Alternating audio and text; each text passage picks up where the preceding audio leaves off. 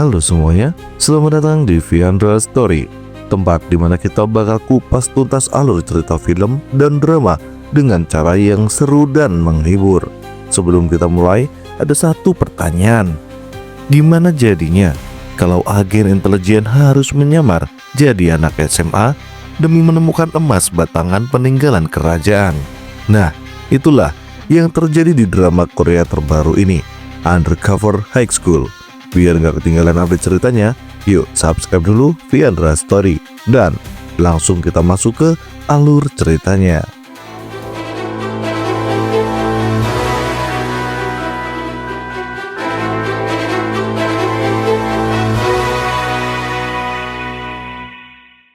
Di malam itu, dua kelompok mafia tengah melakukan transaksi jual beli sebuah artefak berharga.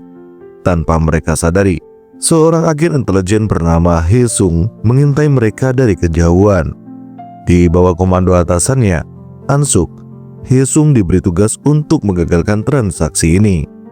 Tanpa ragu, Haesung menerobos masuk ke dalam kekacauan, membuat si penjual panik dan melarikan diri dengan membawa uang serta artefak tersebut.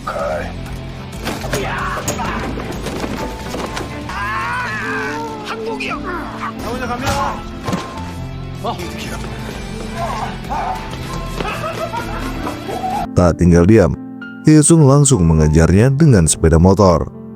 Kejar-kejaran yang menegangkan terjadi di jalanan, hingga akhirnya Haesung berhasil melompat ke mobil si penjual dan merebut kembali artefak itu. Misi pun dinyatakan sukses.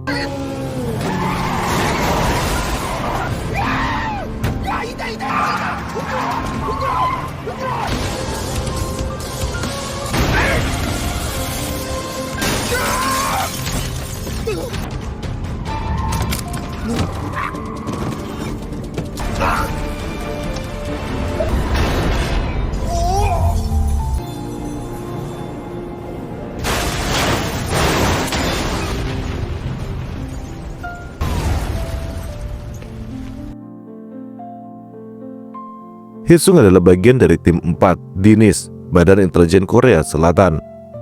Tim yang dikenal tangguh dan diandalkan. Selain Ansuk sebagai ketua, ada dua rekan lainnya, Yeonhon dan Mijung. Sayangnya, keberhasilan mereka dalam misi ini ternodai oleh fakta mengejutkan. Artefak yang mereka amankan ternyata dalam kondisi rusak.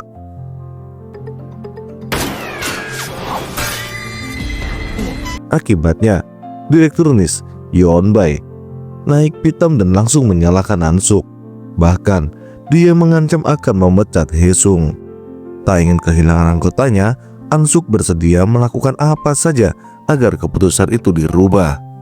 Namun, Direktur Yeonbae justru memberikan mereka misi yang mustahil, sebuah tugas yang bisa mempertaruhkan seluruh karir tim 4 ini.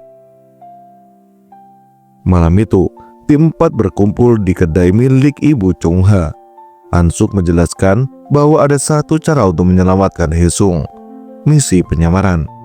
Tapi bukan sebagai guru, staf administrasi ataupun satpam, melainkan sebagai murid SMA. Tentu saja, Haesung menolak mentah-mentah. Bagaimana bisa pria dewasa seperti dirinya menyamar jadi anak SMA? Bahkan, Yeonhon yang lebih muda darinya merasa wajahnya lebih cocok jadi guru BP ketimbang murid. Namun, ada alasan lain di balik penolakan Haesung. Masa SMA bagi Haesung adalah kenangan kelam. Dulu, dia adalah korban perundungan. Ayahnya seorang mantan agen NIS, telah tiada, dan sejak kecil dia dibesarkan oleh Ansuk serta istrinya, Ok Jang. Hubungan ini bahkan membuat putri Ansuk, Yo Jong, merasa cemburu. Namun, semuanya berubah ketika Haesung tanpa sengaja mendengar percakapan Ansuk dengan Direktur Yeonbae. Jika Haesung gagal dalam misi ini, bukan hanya dia yang akan dipecat, tapi tim 4 juga akan dibubarkan. Karir rekan-rekannya ikut dipertaruhkan. Akhirnya Haesung setuju untuk menyamar sebagai murid SMA di Byungmun High School, elit yang menyimpan misteri besar, emas batangan peninggalan dinasti Joseon. Ansuk menceritakan sebuah kisah dari era penjajahan Jepang. Ada seorang pengkhianat bernama Seo Byung-mun yang dipercaya Kaisar Gojong untuk menyimpan 10 ton emas demi perjuangan kemerdekaan Korea. Namun, alih-alih menggunakan emas itu untuk kepentingan negara, Byung-mun justru menyembunyikannya untuk kepentingan pribadi. Saat Jepang menyerah dan Korea merdeka, Byung-mun ditangkap, tetapi dia tetap bungkam tentang keberadaan emas tersebut. Bertahun-tahun penyelidikan dilakukan, namun hasilnya nihil. Namun ada satu detail yang terlewatkan. Byung-mun adalah pendiri Byung-mun High School. Diduga emas tersebut masih tersembunyi di suatu tempat di dalam sekolah itu, dan tugas Haesung adalah menemukannya. Ketika Haesung sedang menyendiri, tiba-tiba datang Aso. Dia terpesona melihat ketampanan dari Haesung. Namun tiba-tiba ada beberapa orang atau beberapa anak sekolah yang nakal yang niatnya mereka tidak mau membayar makanan dan minuman di restoran tersebut. Dan Haesung pun turun tangan memberikan pelajaran ke mereka semua.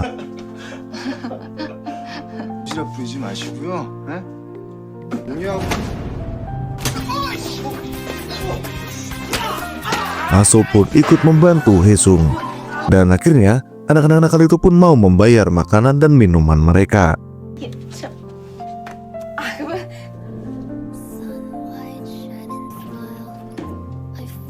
Hari pertama di sekolah, penyamaran pun dimulai. Tapi baru sehari di sekolah, Haesung sudah harus berhadapan dengan ketua OSIS, Yena, yang arogan. Tak hanya itu, wali kelasnya ternyata adalah Aso, seorang guru muda yang sebelumnya pernah bertemu Haesung di kedai ibunya. Aso yang mengira Haesung adalah anak nakal langsung menjewer telinganya. Tapi kejutan belum berakhir. Saat masuk ke kelas, Haesung mendapati bahwa dia sekelas dengan Yeojung, adik angkatnya. Bukan cuma itu, teman sebangkunya adalah Dongmin, seorang siswa yang sering jadi korban perundungan oleh Taeso, preman sekolah. Ketika jam istirahat, Yeojung diam-diam mengajak Haesung ke atap sekolah. Ia meminta kakaknya untuk merahasiakan identitasnya dari ayah dan ibunya. Ternyata Yeojung punya alasan tersendiri mengapa dia bergabung dengan OSIS dan bergaul dengan anak-anak nakal seperti Taeso. Melihat kehidupan anak sekolah zaman sekarang, Haesung pun merasa pusing. Semua terasa sangat berbeda dari masanya yang dulu. Dia memilih untuk menyendiri, sampai akhirnya menemukan sebuah gedung tua di dalam area sekolah dengan papan larangan masuk di depannya. Rasa penasarannya langsung membuncah. Tapi sebelum bisa menyelidiki lebih lanjut, Haesung mendengar suara jeritan dari dalam gedung. Saat melihat lebih dekat, ternyata Dongmin sedang dikeroyok oleh Taeso dan gengnya. Ingin rasanya Haesung menolong karena teringat masa lalunya yang penuh perundungan. Tapi perintah Ansuk jelas, jangan terlibat masalah. Tak ada pilihan lain, Haesung akhirnya menuruti perintah Taeso untuk membelikan mereka makanan. Malam harinya, Haesung melaporkan temuannya kepada Ansuk. Ada sebuah gedung di sekolah yang tampak mencurigakan. Meski sudah lama terbengkalai, gedung itu masih mengonsumsi daya listrik dalam jumlah yang besar. Penasaran, Haesung memutuskan untuk menyelidikinya lebih lanjut. Dengan mudah, dia mencari kunci dari pos satpam dan mulai memasuki gedung tersebut. Namun tiba-tiba,